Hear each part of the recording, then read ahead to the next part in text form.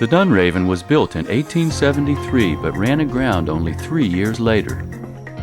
This 240-foot two-masted topsail schooner was built in northeastern England and described as an iron screw steamer, planked, which meant she could run by sail or steam. Her bow reaches to within 50 feet of the surface, while the rudder and prop rest in the sand at 90 feet. There is sufficient opening on the starboard side of the hull to penetrate inside the wreck, first noticing the propeller shaft now stretching across the ceiling. This shaft was driven by a coal-fired two-cylinder compound inverted steam engine able to produce 140 horsepower in 8 knots. Swimming forward inside the hull, parts of the engine become quite obvious.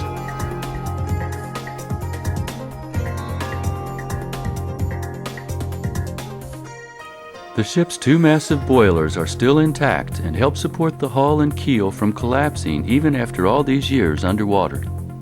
Closer to these boilers are a number of valves and a large gear wheel that prominently stands out. Beyond the gear wheel, all of the large connecting rods and pistons are still in place.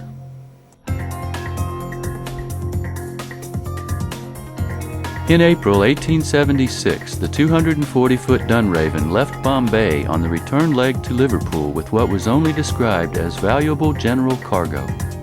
After stopping in Aden for coal, there was a series of miscalculations and miscommunications by the second mate in the wee hours of April 24th. This sent the Dunraven plowing into the reef at Beacon Rock, damaging the forward hold. Captain Edward Richards Kerr and his crew of 25 tried in vain to heave the Dunraven off the rocks by using a kedge anchor. But by midday they took to the lifeboats and remained with their vessel until a passing dhow came alongside to take the mariners aboard.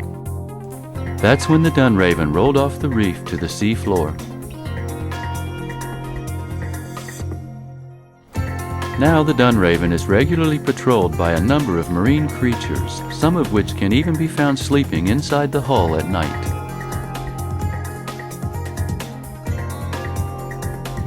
But while some are sleeping, others will be keeping watch, making for an exciting night dive.